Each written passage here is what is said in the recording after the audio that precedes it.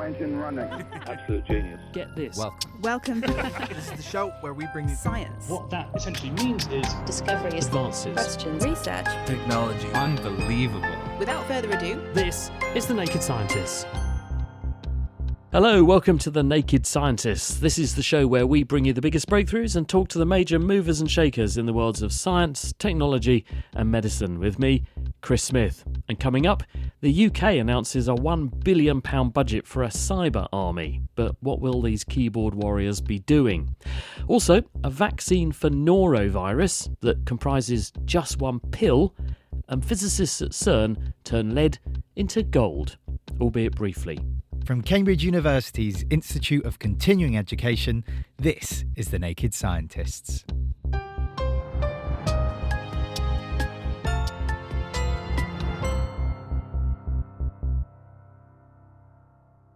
Up first this week, the 21st century battlefield isn't filled with tanks, aircraft and submarines, but code, AI networks and the quiet hum of a global cyber war. With this in mind, the UK is reportedly investing over $1 billion into a new kind of force dubbed a cyber army to protect power in the information age.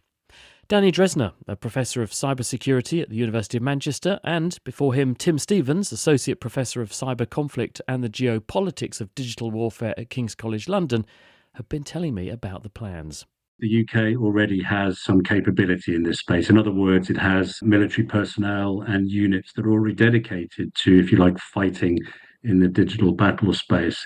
But what's going on at the moment is, as we've heard from various government and military officials, that we are at a uniquely dangerous point in UK and indeed the world's modern history.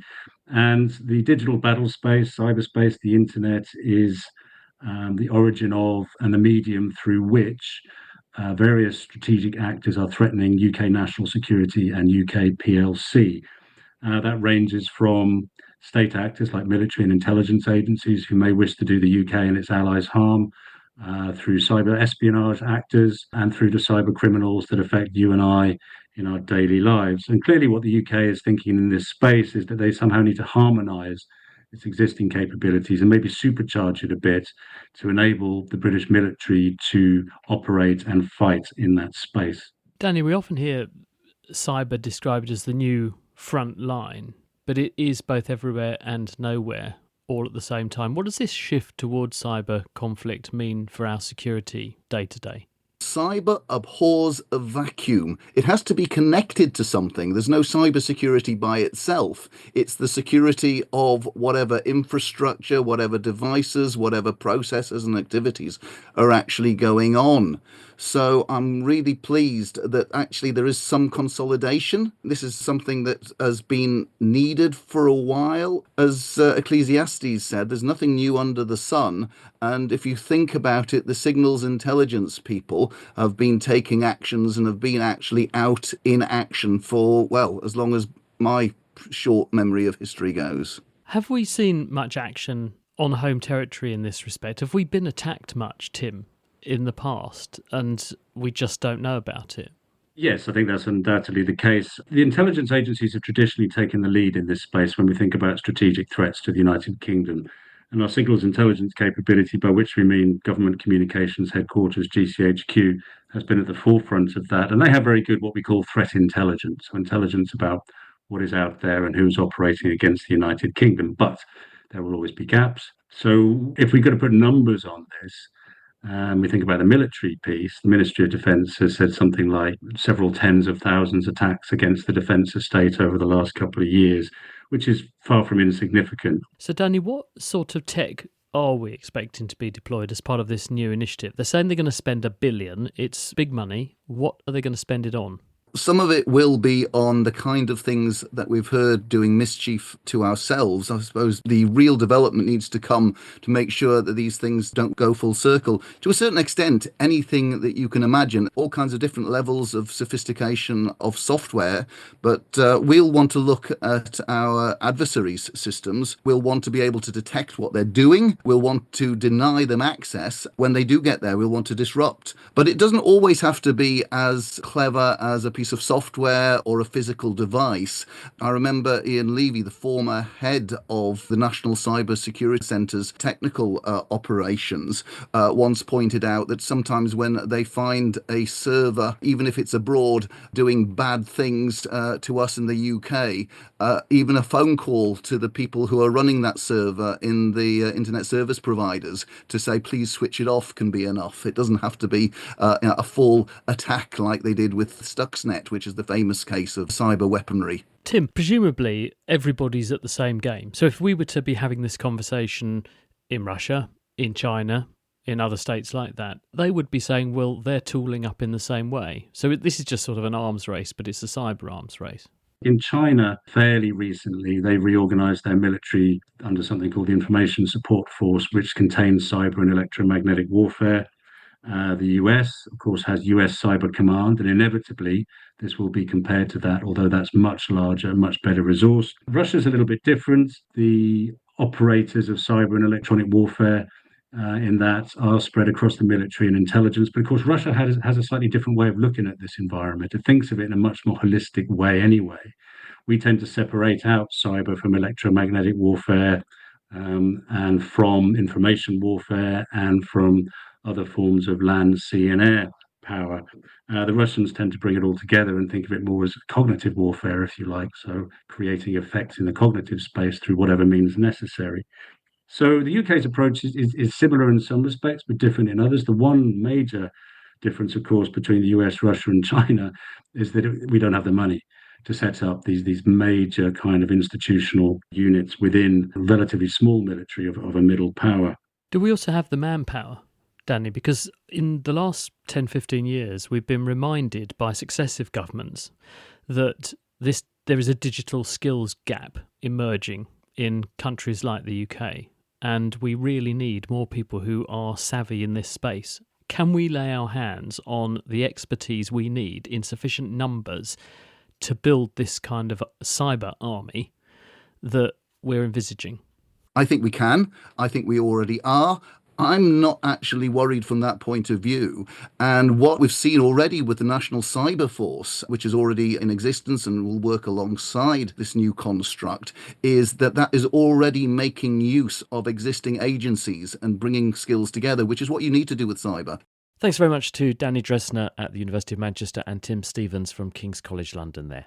To the United States now, where a new oral vaccine for norovirus has performed remarkably well in clinical trials. The pill, which has been developed by the pharmaceutical company Vaxart, is attempting to address the lack of safe and reliable vaccines for norovirus, which is a leading cause of gastrointestinal infections worldwide.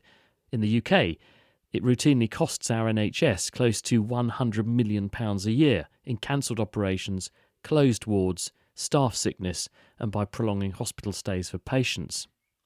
The new vaccine works by using a disabled cold virus to smuggle into the gut the genetic message for a part of the norovirus outer coat, fooling the body into thinking the infection's there for real and provoking an immune response. I've been speaking with Vaxart's Director of Immunology, Becca Flitter. Our vaccine is an oral vaccine and it's a pill. It goes into the intestine and it stimulates your immune system in the gut to make protective responses, antibodies that attach to the virus, letting your immune system know, like, hey, it's time to get this out of there. What is actually in the pill that does that? Our vaccine is based on an adenoviral vector, a non-replicating virus. And what it does is it holds the DNA of a norovirus protein that tells the cells in the gut to make the norovirus protein so that the immune system learns how to detect the protein code of the virus and make a response to it. It's very safe. We've done multiple human trials, and because it's a room temperature pill, it can easily be distributed. It could literally come to you in the mail or be distributed in the military quickly, and they're a great alternative to a needle-based injection that only provides immunity in the bloodstream, whereas our tablet, because it's released in the gut, is training your body to learn how to make a good immune response in the gut where the norovirus infects. And how quickly does a person build a response once they've actually been exposed to the pill? And is it just a one hit? You take one pill and that's enough to drive the immune response? We've seen immune responses start by day 8, and then it peaks right around 1 month after vaccination. And those responses stay pretty high out for like 3 or 4 months, and then they start to decline, but they stay out until at least a year. Right now, we're working towards having a 1 pill per year. Unfortunately, for norovirus, it's a very diverse sets of viruses, and so it's constantly evolving. So it'd kind of be like the flu shot or the flu vaccine where you go in once a year. But instead of getting a shot, you can just take a pill. And does it actually work to protect people? As in, if you take this pill and then you are actually challenged with norovirus for real, do you not catch it, which has to be your goal here? Phenomenal question. So in a recent paper that we just published, individuals in the placebo group who got a sugar pill had about 82% infection rate compared to the individuals who got vaccinated. That was a 57% infection rate. And I just want to caveat this with the fact that we challenged them with a really high amount of norovirus. It takes 10 particles to really make someone sick. In this particular study, we challenged them with over 1 million particles. So we were really aiming to make people infected. And the reason we did that was to make sure that we could measure the immune responses very accurately and model them to know which ones were important for resisting infection. One of the really big problems with norovirus is that it is the king of the shapeshifters. And it mutates so fast that it's impossible almost for our own immune systems to keep up, isn't it? So what's the evidence that if this were the real world and a group of people had your vaccine but then were exposed to real norovirus evolution, not something you're infecting them with in the lab, that they would be protected for a reasonable period of time? That's a fantastic question. So one of the things that our vaccine actually is really good at is making something called cross-reactive immune responses. And we think this happens because our vaccine is targeting the gut, where it's likely most individuals have already encountered a norovirus infection. And not only does our vaccine stimulate new immune responses to the target protein that we're trying to produce antibodies against, but it also stimulates memory responses in individuals who've already seen norovirus. And we see an increase in the amount of immunity to multiple different types of norovirus. This gives us a lot of hope that our vaccine can actually be used for protection against multiple different norovirus circulating strains. So we're hoping to get broad cross-reactive protective responses using this vaccine technology. Is the performance that you're getting, A, going to be good enough to satisfy regulators, and B, going to be economically viable?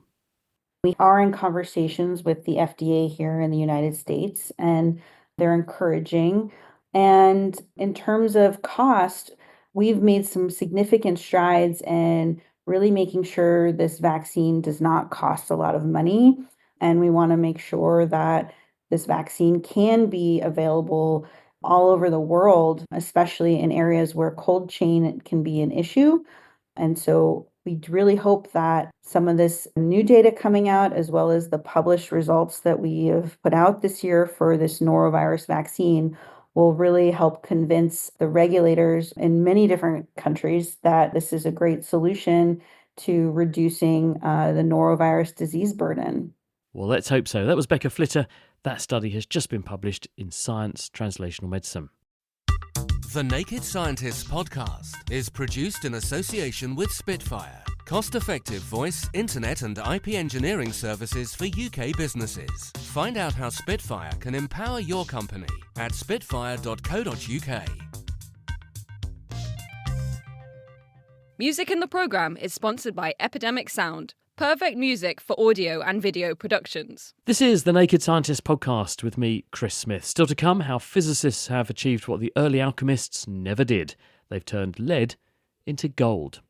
But first, fossilised claw prints discovered on a slab of rock in Australia may be rewriting part of the evolutionary timeline.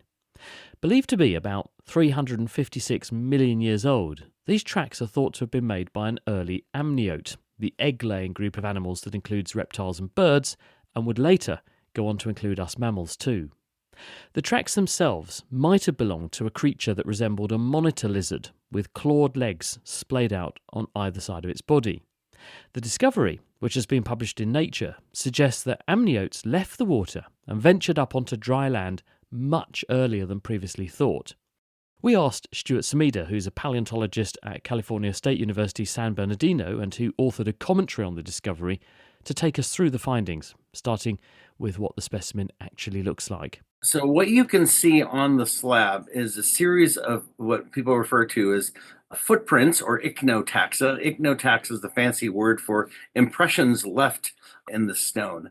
And you can see the impressions of both the hands and the feet. And you can see imprints of all four limbs as the animal apparently walked across a sandy, muddy surface over 350 million years ago. And one of the things that's absolutely key about this is that in addition to seeing the prints of the hand and the foot, you can see claw marks associated with each digit.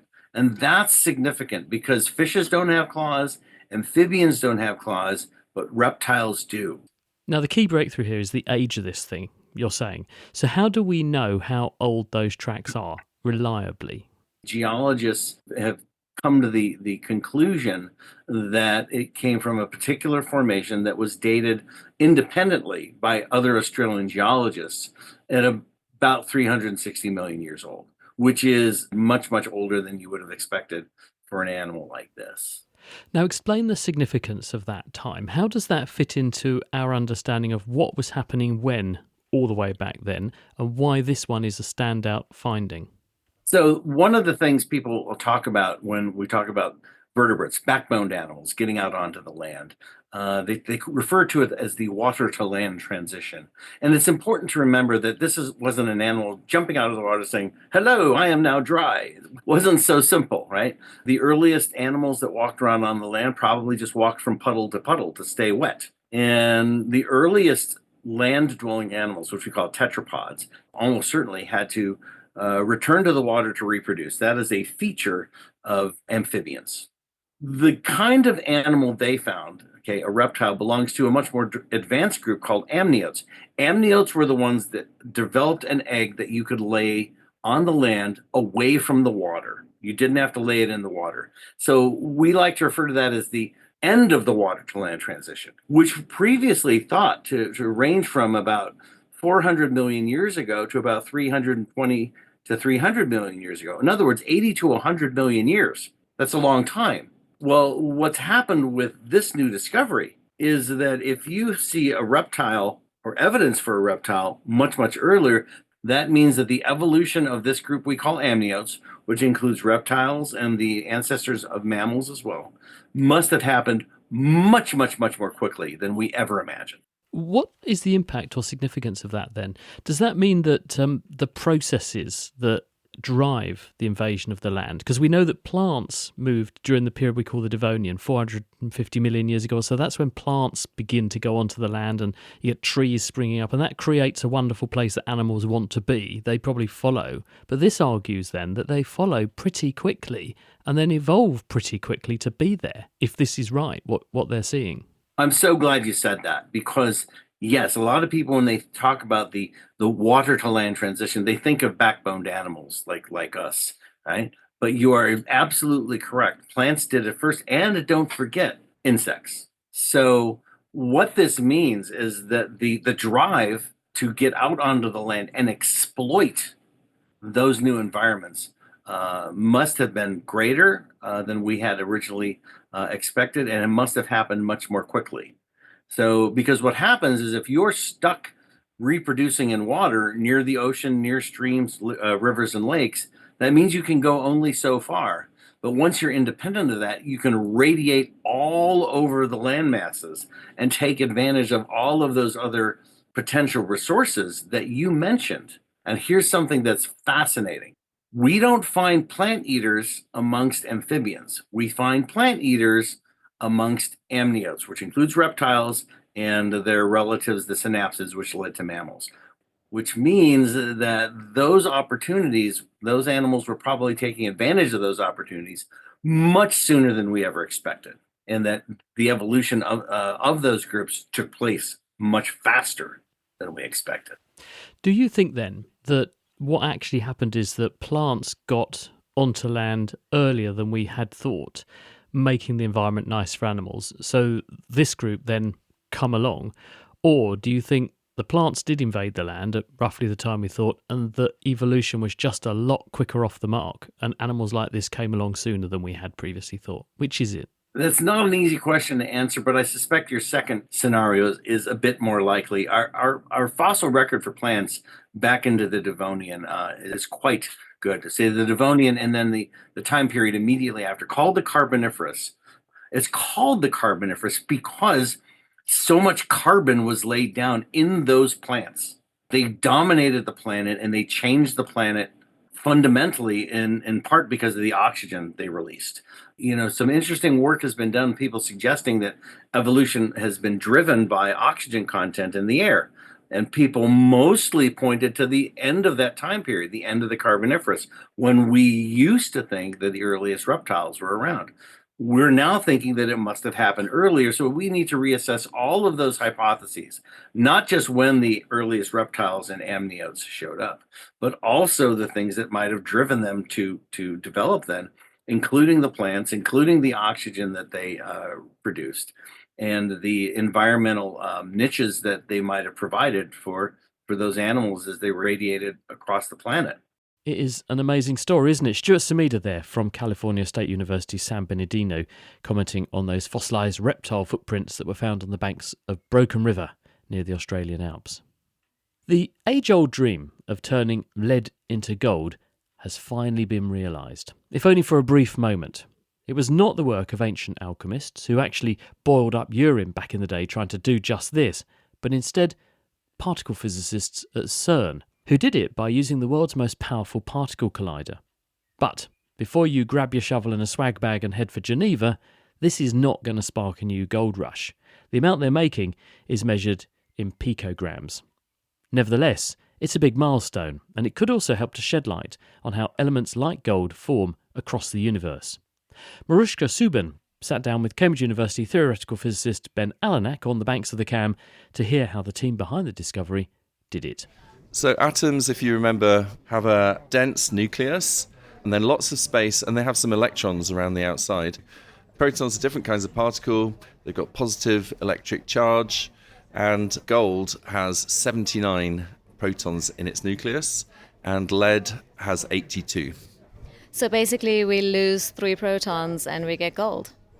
If you manage to shave off three protons off a lead nucleus, you get a gold nucleus, yeah. And in modern scientific terms, that's really what we're talking about. Once you've got a positive nucleus, it's easy to get the right electrons to fill up the rest of the atom and so on. Okay, so the nucleus is the important part of this experiment. And how did the scientists at CERN manage to do this? 1 or 2 months every year, they fill the beams that they collide at CERN with lead nuclei. And they fire them at each other at very close to the speed of light, really high energies. So you get these 2 lead nuclei. Often they collide, and that's actually the main science purpose of doing this. Occasionally, they kind of just miss each other, and that's where this interesting result came from. And what is that called when they just miss each other? You could call it a glancing collision, but the important thing is this electromagnetic dissociation. So basically, because these protons have positive charge in the nucleus has a very strong electric field around it. And if the other one glances close to it, the electric field is so strong it can upset one of them, and it can lose a proton or 2, or 3 in this case. And so what they wanted to do is to see how often it lost a proton or 2 or 3, which would change the nuclei from being lead ones to either thallium, mercury, or gold nuclei, depending if it's 1, 2, or 3 protons. So you detect how many protons come off, and you infer that some of the lead nuclei have been changed to, for example, gold nuclei. Is this viable or scalable in any way? The calculations from the experimental measurement tell us that since 2015, so over the last 10 years, CERN has produced 10 to the minus 11 grams of it, which is a lot less than a gold grain of sand. So you certainly wouldn't use CERN to produce gold. In no way is it scalable or practicable economically or otherwise. So why do we bother with doing experiments like this if it's going to create basically dust? There are deep scientific questions these experiments are trying to answer, and the lead into gold was just kind of an interesting byproduct of trying to answer those scientific questions. So what you're doing, colliding lead nuclei together, is you're recreating the conditions that were around in the very early universe. In fact, like something around a billionth of a second after the Big Bang.